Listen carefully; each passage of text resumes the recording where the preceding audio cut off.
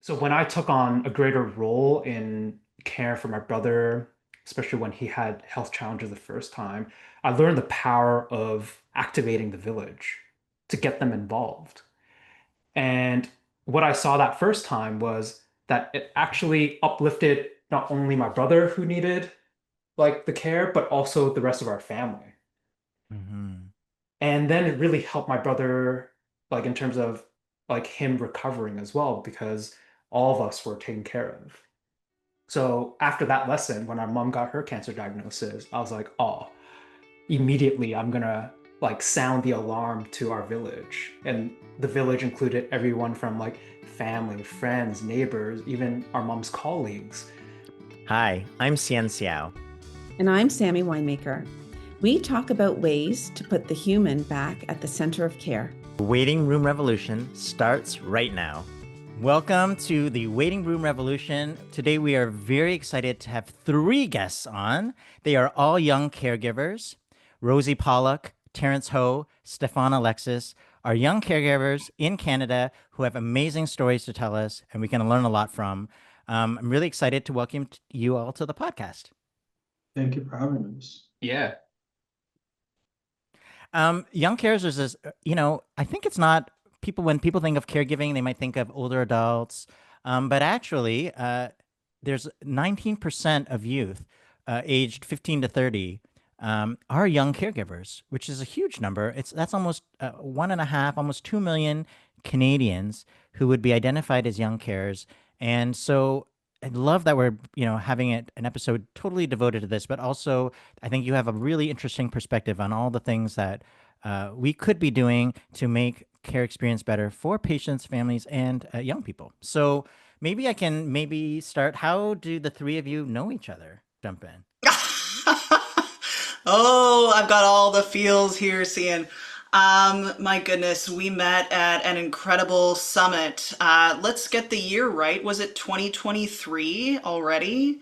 That is just like kind of shocking that it's been almost 2 years since we've met.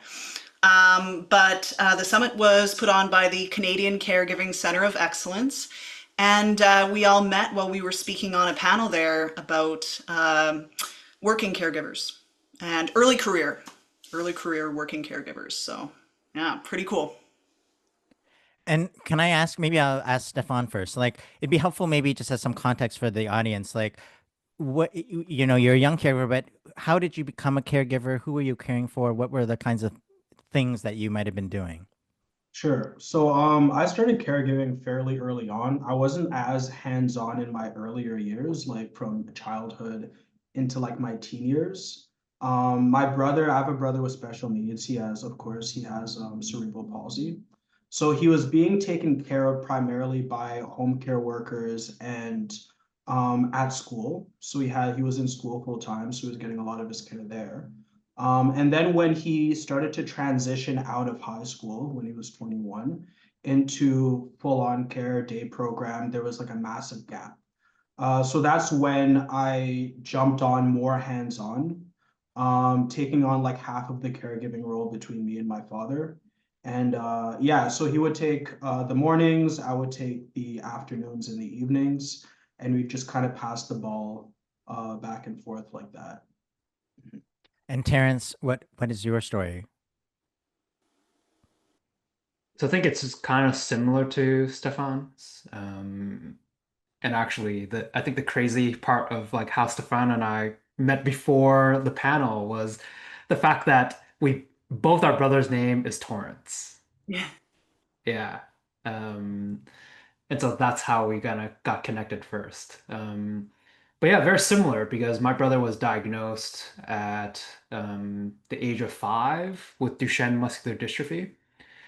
And I'd say even though I wasn't like formally a caregiver at that moment, but as his older brother, I was doing older brother things with and for my brother. So, and I would say probably like the first decade, it was just more doing brotherly things. Like I remember our mom telling me, "Oh, like walk your brother to school and make sure he doesn't like fall." And it was like that kind of stuff. So it wasn't like intense caregiving work. It was more, oh, as the older brother. be responsible and just take care of him. And then it wasn't until probably my mid to late 20s and then early 30s, that's when, as my brother's condition changed, his health condition changed, where I took on a greater role and not only on the advocacy side of things, but then also with more like the hands-on caregiving. So even though our mom was a primary caregiver and we did also have a few support workers come in, our mom did the bulk of the care work. And then it was then around that time that in my like mid to late 20s that I started to support our family more in that area. Um, and well into, yeah, my brother's like late 30s, and then after our mom died of cancer and taking on more of a primary caregiver role. So it's evolved over time, especially as like our family dynamics changed and my brother's condition changed. Um, so yeah, I would say I've had that kind of like full experience from like a tiny role to like the full role as a primary caregiver. Thank you, Terrance. Um, Rosie, how did you become a young caregiver? Ooh, well, when I was 10 years old, my mom was diagnosed with multiple sclerosis. And so she, at the time, like started with a relapsing remitting diagnosis and then has progressed since then to secondary progressive. And then a bit later, so like early 20s, for me, she was diagnosed with clinical depression, and so in my mid 20s, she tried to leave the planet, and that changed my life big time. So yeah. And so thank you for sharing, your personal stories of really your family and of your lives. Like, you talked a little bit about the supports that you provided, which makes it sound like this is very technical, but it's really like all consuming emotional. I mean, how did this, I guess, actually, I want to start with this word caregiver. I mean, at what point did you feel like you would have labeled yourself a caregiver, or do you still feel like yourself as a sibling, as a daughter? What do you think about that term? Maybe I will start with whoever wants to talk first. The word caregiver, and I think that my friends here would agree that it wasn't always a term that we were like familiar with. So on my end, I became familiar with the term caregiver when I went to the caregiving young caregiver summit in Toronto a while ago. I'm trying to remember the year. I think it was like 2015 or something like that. So I got approached by a recreational therapist at the hospice facility that I was volunteering at. And she mentioned that there was this young caregiver summit, and she actually had to like brief me and explain like what that actually means. And she's like, that's you. And I'm like, oh. So like it was like this big revelation of like we're actively working and like functioning in this role without knowing like what the term actually is. So when people say caregiver, I guess it helps give like this kind of like overall definition of like what these roles involve. So like you're generally taking care of like a family member, a loved one, a friend. And that could span between like full time, part time. It could also be a matter of just small manners of like support, whether that's bringing groceries over, whether that's calling and checking in. Like there's small acts of care, I think, can be kind of engulfed in that term of caregiver. But yeah, this was like it was foreign for me up until a few years ago, and I'm still adjusting to the term, but I find it helps me identify other people that do function within that role. How about you, Terrence? Do you like the word, or you have a better term for it? What do you identify with more? So I didn't hear this term until my 30s. Um, so it's around the same time that Stefan learned about it, like in the 2015 era. So what you just thought of this is what it means to be an older brother, a Correct. son, a good son in the Exactly. family. And supporting, because culturally at least, like growing up in a Chinese family, like we've been told, especially as the oldest sibling, it's like, ah, oldest sibling, you take care of the family. There's no like term for caregiver. It's like you're the oldest, you take care of everyone, including your parents. So that's what I grew up with. So it wasn't until yeah, my 30s I heard the term caregiver. It's like, oh, I think that's me. And then I've heard like sibling caregiver. It's like, oh, I think that's me. And then that's when I embraced it because I was like, okay, yeah, like if this means that I could have community, meaning connecting with others that have similar experiences, and then also gain services and support for me, great. And I really took advantage of that. But yeah, up to my 30s, I only identified as the oldest sibling and as a son, supporting our family. And Rosie, what do you think about the term? Woo. So I think that I've had a relationship that's varied with the term over the years.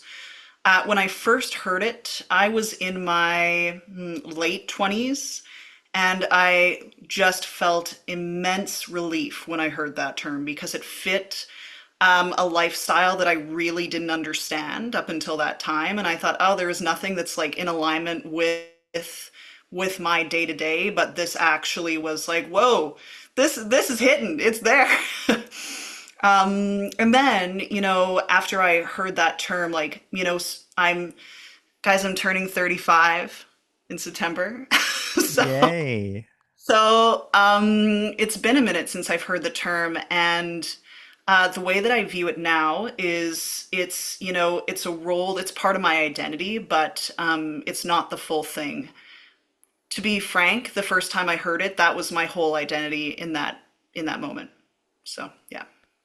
Thank you, because I wanted to bridge into a little bit about and I'm going to ask a broad question, so please answer it in a way that you guys feel comfortable. But um, it's a label and it's an identity, but I think it would be interesting to hear a little bit about the ways that it's affected your life. In the way that how has this role, this that you've taken on, this label that you inherited or were doing even without knowing it, in what ways did it, yeah, affect the way, those 30 years of all of your lives? I mean, that's a very long time to have this as something you wake up and it's always there. Can you talk a little bit about the way it's, yeah, affected your life as a young person in your development? Um, Definitely. So, uh, getting out of high school, like that was when my mom started to have more pronounced symptoms. And I realized fairly quickly, like even as I was in university and college, like I realized that a traditional career path was not going to be very easily obtained. And I'm also an only child, so that is an important part of that decision-making process to factor in. But so I started to look at my career like where is my traditional pathway here? And so I opted for a very non-traditional career. I've worked flexibly and remotely my entire career span. And so that is, I think, a pretty big shift from what I may be doing otherwise. Um, and then also, I'll just speak to this very lightly, but my day to day is pretty different from probably a lot of folks' day to day sort of task lists or priorities. And so there is a lot of organization that comes into play all the time, even though I love being spontaneous. so, but it's in there. And then I would also say that in my teens, I kept this hidden, that mom Mm. was sick. I did not speak to this whatsoever to my friend group. And, the only time you would find me, um, you know, expressing emotion around it was in the shower by myself. So there were a lot of shower cries. I'll say that. Mm. Yeah, I would say that, yeah, similar to Rosie's experience of like it was an isolating one growing up. just because none of my peers had the same experience. So then I didn't share because I didn't see others experiencing what I was. So I kept it to myself a lot. And I think in the teens was certainly most difficult. Not being able to express kind of like to my close friends, and then even at home, given kind of like what's going on with my brother constantly going to appointments and stuff. And actually, it was kind of like eye-opening because I've been digitizing some home videos recently, um, and I was watching a TV interview that my mom was giving to talk about like Torrance, which is incredible all on its own, right? This is like 90s, and my mom is a Chinese parent, openly in public, talking about like my brother's condition and also talk about her like caregiving experience back in the 90s. And the interviewer asked my mom, she's like, the interviewer said, "So what's your relationship like with your older son?" And my mom's like, "He's angry at me." And and then she said, "It's because I can't make time for him." Yeah. Mm. And it like hit me so hard. Like watching that, for her to recognize it, yeah, and to hear that from her. And yes, later in her life, actually, after she got her cancer diagnosis, she did like say that to me. She's like, "Hey, I'm sorry that I couldn't give you time." Um, so I think that was very challenging, especially growing up in a single parent home, to like feel that frustration of like, oh, I just want like my parents' attention and my parents' love, and I couldn't get Mm. that. So I would say that was certainly a challenging like point of like growing up as a young caregiver. And to me, one way to then get the attention was to then become a caregiver, because then that gave my mom almost like I became a center of attention because I was able to provide that support. Um, so that certainly impacted me growing up. And then, of course, a lot of the choices I made in terms of where do I go to school and where do I go to work, all those were heavily influenced by this role, even though I didn't identify it at that time, that, oh, I have to be close to my family. So in Hmm. all my education, academic choices, all my work choices, it was like, I'll have to be close to home, to not be Hmm. far away from them. So I'd say, yeah, those were certainly some of the impacts growing up as a caregiver. Stefan, how was caring for your brother being part of, in your family? How did that affect your life growing up? Yeah, thanks. No, both of those are really insightful. I think I could echo some of those sentiments. For me, it was also very isolating. And I felt like at times it was compounded because I was also experiencing health challenges while my family was tackling and trying to manage my brother's healthcare needs. And also like I grew up in a neighborhood where people didn't look like me, which was also fairly isolating, which I didn't understand at first until people started to point it out to me in ways that weren't always the best. So yeah, I had like a lot of uh I guess complex feelings when it came to caregiving and actually feeling like a sense of identity in the community and belonging with just the life that I was living. Um, yeah, I think there were moments of like shame, I think that came with my caregiving role at times. There'd be times my brother, he is like fully dependent. He has his mind is around the age of maybe like a 2 month old-ish. So he doesn't like, he's not able to function at capacity very much. So there'd be times where we'd go to church and in the middle of service, like he would just like burst out, you know? And like everyone would turn around, like the eyes would be on us. And I remember those moments like feeling very upset. Like I would be upset, like what are you guys looking at? Like that would kind of be my like protector-ish kind of like mentality. And then at the other side, it's like it's again, it's like it feels very isolating as well. So trying to wrestle through those as a young child, having experienced that for pretty much my whole life, I had to find a way to like reconcile my role. with my own like identity and place in life as an individual. So for a period of time, like I tried to set I'm Stéphane and my caregiving, like my brother is over there and they're separate, you know? And I didn't talk about it with my friends because my friends didn't get it. And as I got older, as I like learned to mature and like understand his condition, understand how like he needed support, it's not his fault, like it's just all of these things are kind of just like how things are going right now. Learning how to step into that role as somebody that like protects and like advocates and make sure that he has everything that he needs. And I think that came with like solidifying like myself, and building like maturity with myself and knowing that like if people do look at me a certain way, it's not a reflection of me. It's more sort of a reflection maybe of how they're seeing things. So I shouldn't take it as personally, you know? So it was a challenge. It's still a process. But I feel like this role has matured me in a lot of ways that I didn't really anticipate. Yeah.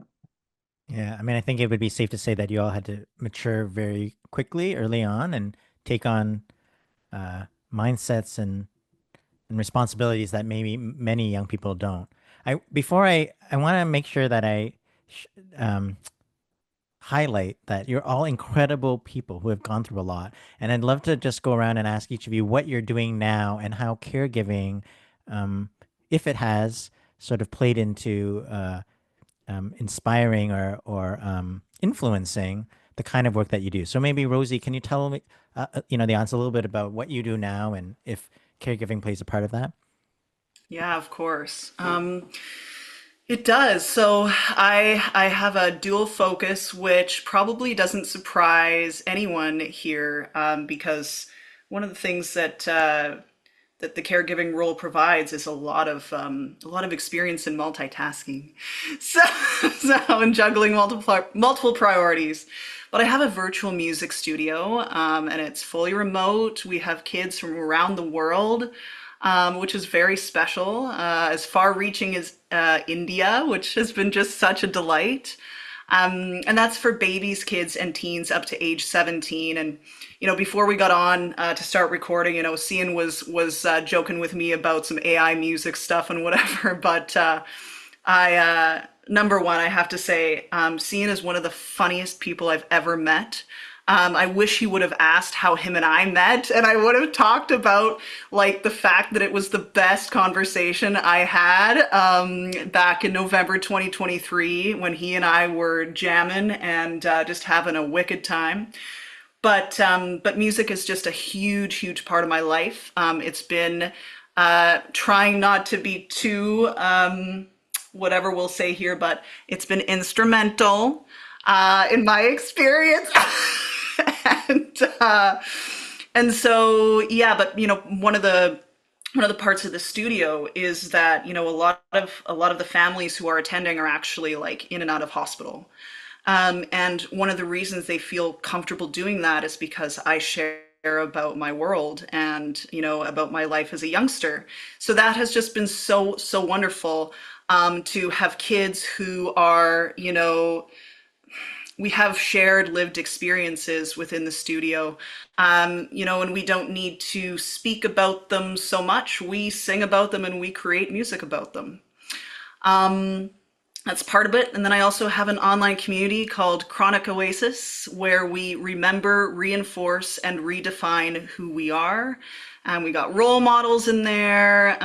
There's actually, this won't apply to when this podcast episode comes out, but when it is out, you'll see a bunch of really cool things on there because there's a current rollout happening. And something very special that's going on there, which maybe I'll let Terrance speak to, is that yeah, Chronic Oasis is doing something cool with Terrance and his legacy. But has it influenced my career? Yes, big time. Absolutely. That's what I'm up to right now. And the name of your virtual music studio is? Multiply music effect. Multi-music. So it's like kind of like music therapy in a way, but not only for therapy. It's just music for music's sakes, but it ends up that you end up overlapping a lot just because of who you are. Yeah, and the older kids, like they're taking intermediate and advanced composition and improvisation. And so much of my life, and maybe the guys can speak to this too, but so much of my life has been about that, has been about having to improvise in a lot of different scenarios. And so yeah, that's been pretty cool. Awesome. Um, Stefan, do you want to talk a little bit about what you're up to? Sure. Yeah, so I'm working as a full-time artist, visual artist, primary focus in photography. So yeah, I've been spending a few years kind of working in the gallery space, working with various institutions. And now I'm in the building stage where, as Rosie said, we're kind of like we have to improvise and pivot at times. So as I'm seeing my career develop, I'm trying to find ways to integrate more like holistic care therapeutic modules, I would say, in my artwork. So that's in the process. I think people will be excited when that stuff comes out. But yeah, I'm doing events. I'm pretty big in the men's advocacy circle. So I lead a men's group at my church. I'm building an event for next year where we're going to have conversations around fatherhood and build like resources and support around fatherhood and get the conversation going around the importance and the impacts of fathers and fatherlessness. So yeah, I'm doing a bunch of stuff. That's just like the tip of the iceberg. But yeah, I'm trying to stay busy. Amazing. And Terrence, has what are you up to and how has caregiving influenced that? Yeah, caregiving has certainly influenced so much of my career. So, so I studied business and tech because that's always been an area of interest for me, and I was very fortunate to work with some great organizations and startups along the way. But in my heart, there has always been this desire, like watching my brother experience the barriers that he experienced, and also watching how certain tech has helped him, empowered him to say like go to school and all that. Yeah, there's always been a part of me that wanted to somehow merge or bring together my like academic and lived experience like in the business world into a space where it could also help my brother and a lot of our friends.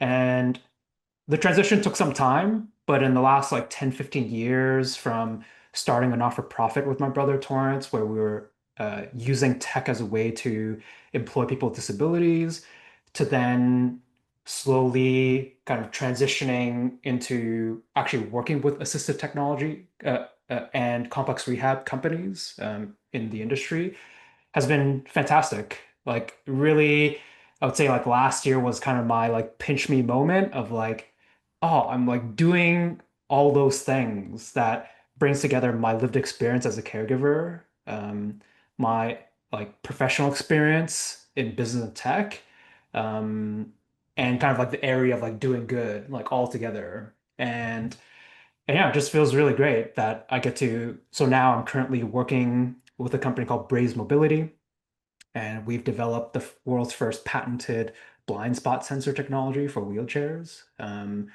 And it's just incredible being able to watch others like my brother. My brother was actually an early like beta tester of this product back in the day, and now to see the product to where it is and the lives that's transforming using our tech is incredible. So yeah, certainly my lived experience has played a big role in the career that I'm in now, and also along the way, like as being a caregiver, like I've also learned a lot of like put a lot of tools in my toolkit to like help me to be like a more, I guess like proficient caregiver, right? Like so like doing things like kind of like with Stefan, like volunteering hospice, so getting hospice training and doing like suicide prevention training because in our family we've also had experiences of family members with suicidal ideations and deaths by suicide, and then also becoming a end of life care doula.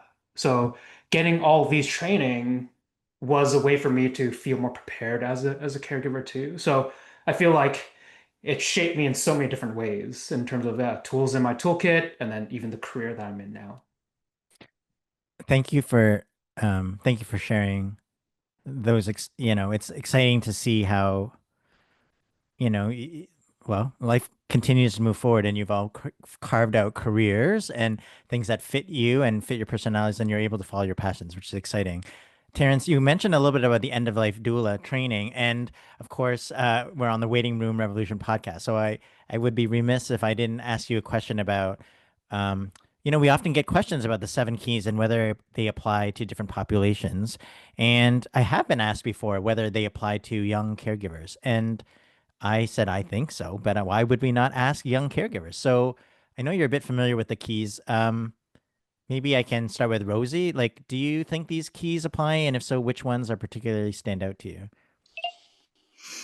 Yeah, I mean, I do think so. I loved how Cian's like, what's she gonna say? Yeah, I'm No sorry. idea. That is, yeah, you never expect the unexpected with Rosie. That's why we're on the podcast, right? What the heck? But no, it's I absolutely do. And one of my faves that I hold true to, and that I felt you and Sammy really spoke to was this idea of walking two paths. The path of positivity and faith in the medical system and in our providers, while also seeking the answers that we are really needing about our loved humans and about our own journeys. And I will say, I won't get into the state of the healthcare system, but I will speak to what Mom and I experience personally these days. And we have lived by that idea for a number of years, and it has never steered us in a direction that we regret. We have wonderful relationships with all of her providers. We feel well taken care of in that regard. And we are both how am I going to phrase this? Very comfortable with asking questions that are relevant to our quality of life. And so that first key I just think is critical, but I do think that all seven apply at different times. And maybe Stefan, putting you on the spot here. Are you familiar with the seven keys or any of the keys or the Waiting Revolution? Yeah, I'm familiar with some of them for sure. Uh, I think community is like big. I'm always like a big proponent of the importance of community and how we need each other and how we influence each other and how we need to grow. So I find that like um, family and like community engagement plays a big part in the role of a caregiver. For me, when we moved to Ottawa, we were like very isolated. And I think that aspect of it made it like very obvious how important community was when you don't have community, and you're left to fend on your own. So we've been able to build community. It's been challenging at times. I think it can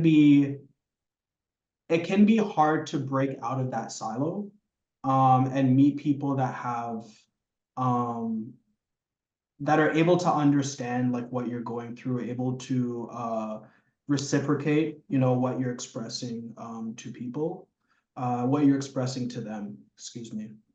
Mm-hmm. So yeah, I think for me, bringing community together, having people by your side that understand what you're going through, understand, that we need each other. Just as I support you, you support me, and things fluctuate from time to time. Sometimes you might need more support, and I jump in.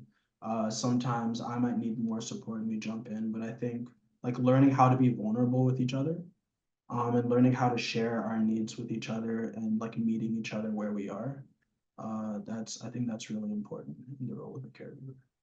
Yeah, thanks, Stefan. Yeah, the public health, palliative care, or activating your village and compassionate communities, all of that is so important. And finding a community or building it is intentional and really important.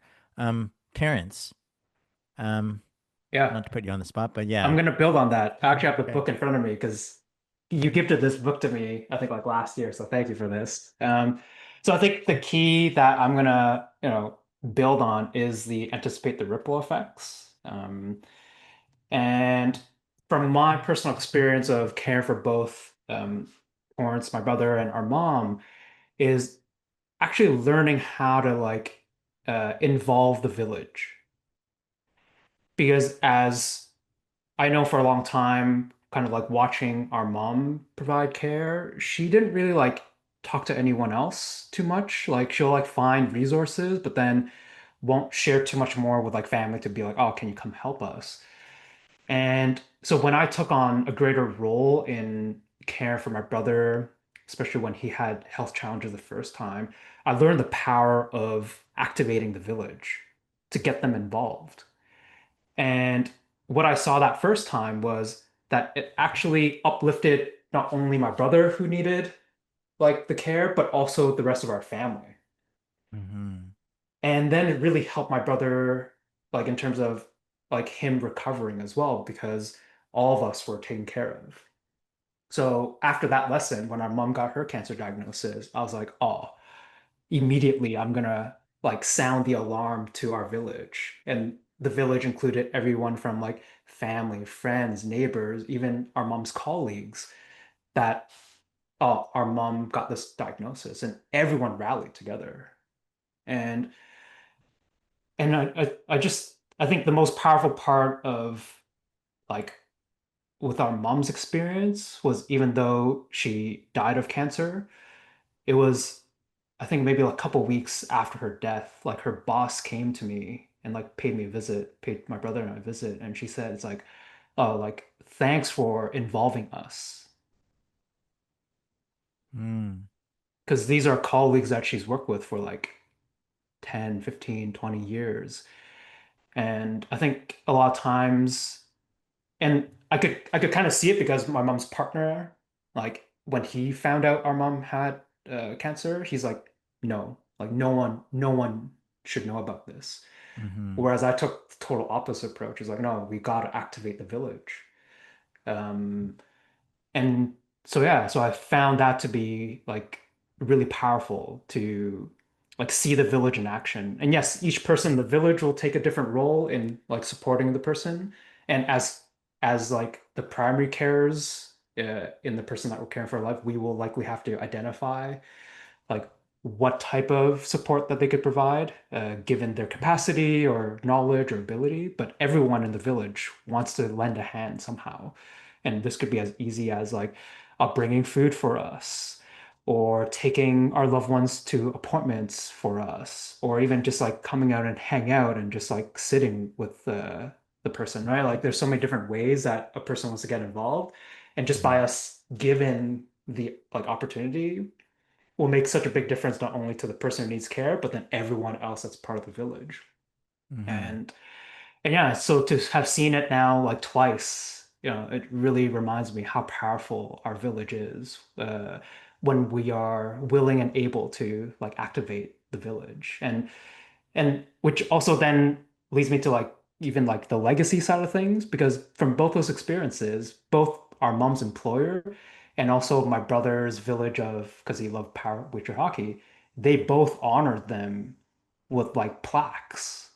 So our mom, I think she's like the only employee that works for the university. She literally has like a plaque because she's a librarian, like a plaque at the front desk with her name on it. Like, Mm. I don't think any employee of the university has ever gotten that. And then same with my brother, where he like has, because he's a MVP goaltender, like he got a trophy renamed in his name. So I think there's a lot of power to like involve our village, to not only, yeah, uplift the person who needed the care, but everyone else that's a part of it. Yeah, it's like takes a leap of I guess bravery in a way to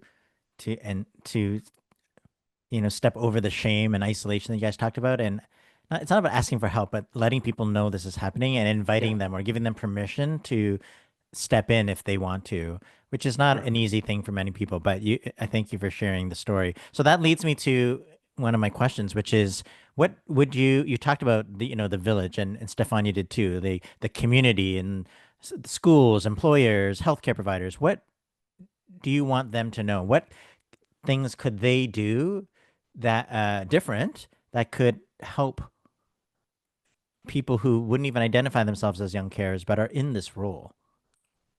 Maybe I can start with Stefan first. Sure. Yeah, no problem. I got you. I got you. All right. So for us, I think the biggest thing, honestly, is communication. So communicating as workers and the people within the healthcare system can communicate like effectively with the family. I think that makes things very smooth and succinct, you know? So we've had challenges with home care because of my brother's like complex needs. He needs to be fed, he needs to be changed, he needs like all of these things. And we find sometimes it's hard to find like a middle ground. It's hard to find like a kind of like an understanding of where we are and then where they are in terms of like staffing and like what we need for the home care and stuff like that. So there are times where we fall, you know, things like fall between the cracks. And I don't think it's a matter of like the resources not being there. I think it's just like, are we on the same team? Are we talking the same language? You know, like, are we understanding each other? So for just like home care, I'm just speaking to like home care in general. I think as like a system, we're getting better at seeing like the voids and the gaps between institution and the home. But I think like continuing the conversation, continuing to communicate with each other about like what the needs are and how we could like better support each other, how families can support institutions and help communicate things more effectively. Like one example I'll just share really quickly is we had my brother go out for respite for a couple days, so like 3 or 4 days. And there was new staffing at the time, so he hadn't been there for a while.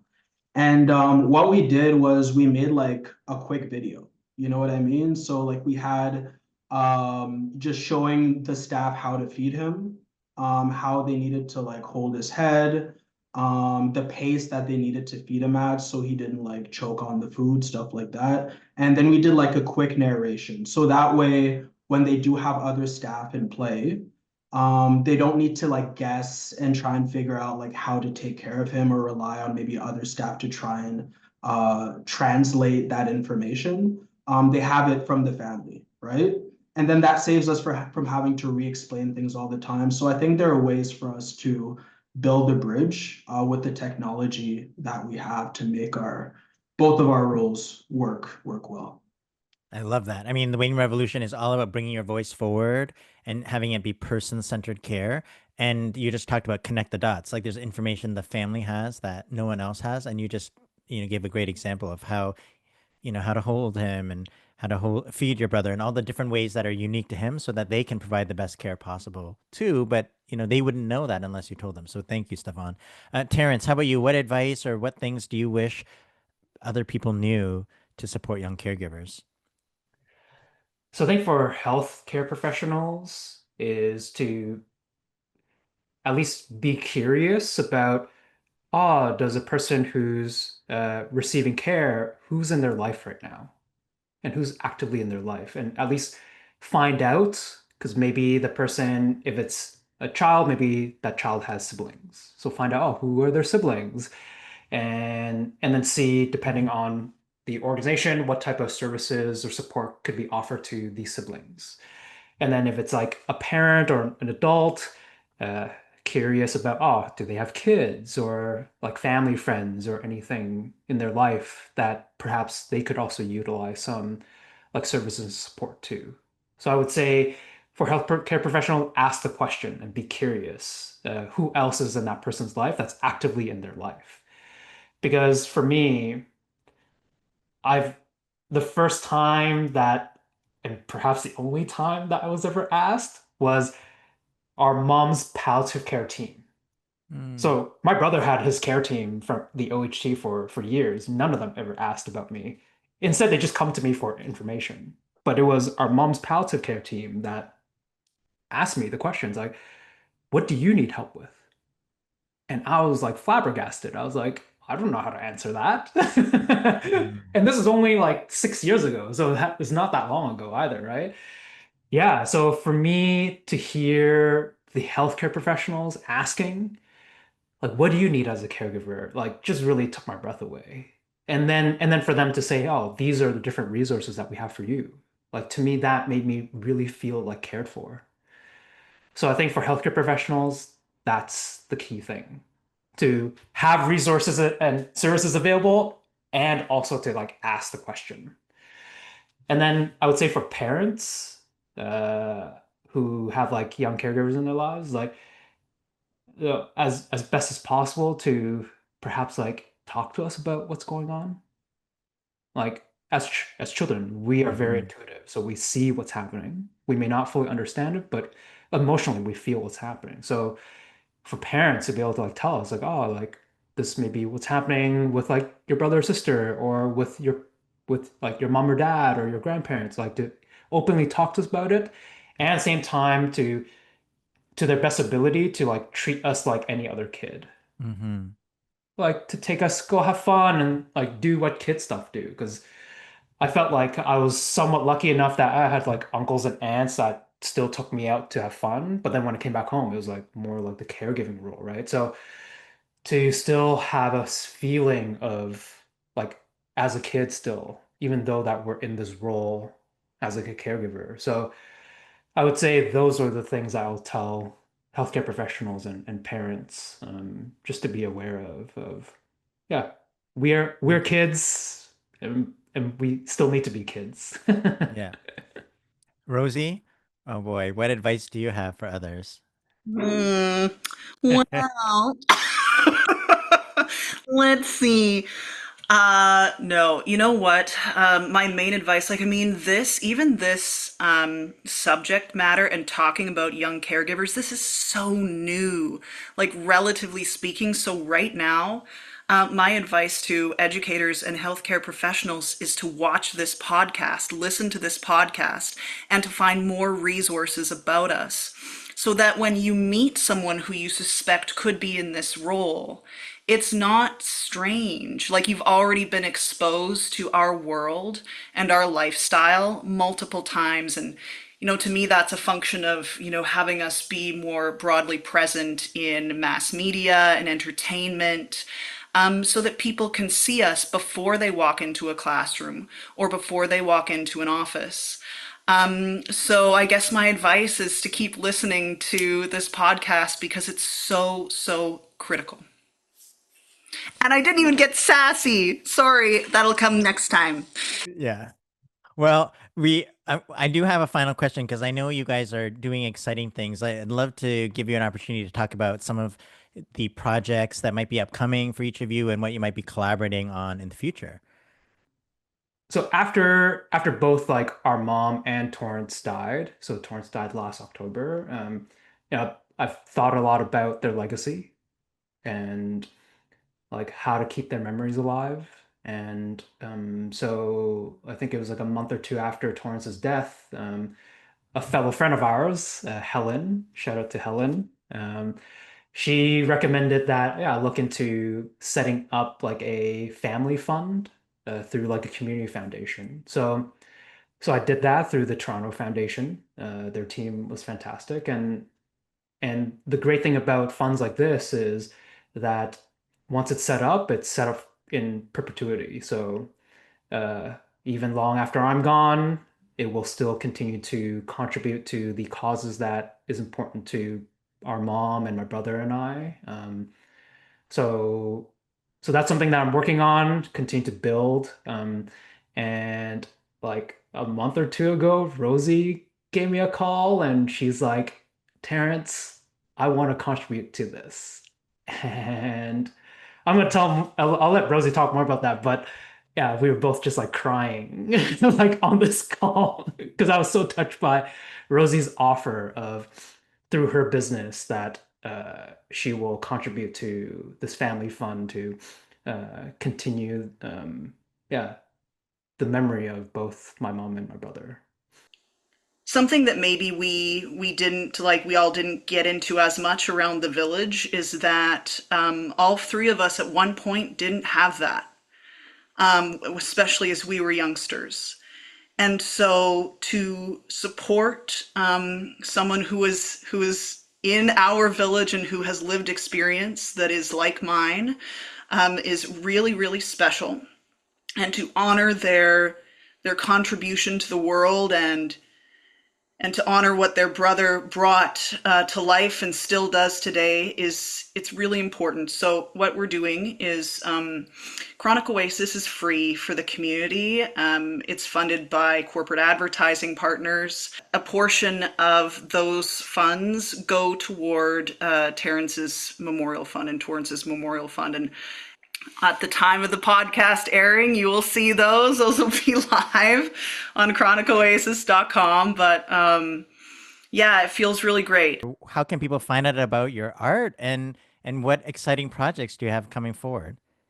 StéphaneAlexis.com. We're working on a few projects. I have an event coming up next year, like I mentioned earlier, just supporting men and trying to approach it in a way where we are integrating care and mental health care and support as well. But yeah, we're really trying to reach for the stars here. I think on my end, and I'll say like having communicated and like met these guys has helped me grow in a lot of ways. And I'm still learning and I'm still growing and I'm still, getting so much from every conversation we have. I get so much from these guys. So yeah, I'm just looking forward to growing more. We're transforming the world, I really believe that we're doing great work. Even being on this podcast, as Rosie mentioned, like we're making great strides into ensuring that people are cared for from every aspect and every walk of life. So I think this is great. And yeah, let's keep the ball rolling. Amazing. That's a great way to end. Thank you all three so much for being on the podcast today. Thank you. Thanks for having us. Thanks for listening. Our workbook, Applying the 7 Keys for Navigating a Life-Changing Diagnosis, is available now at all online bookstores. Visit our website for more details and to access our free resources, event listings, and learn all about our movement. The best way to keep up with us and our work is to join our newsletter list, or better yet, become an ambassador.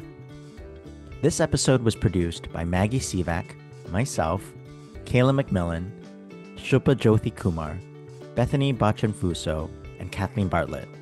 Our theme music is Maypole by Ketsa.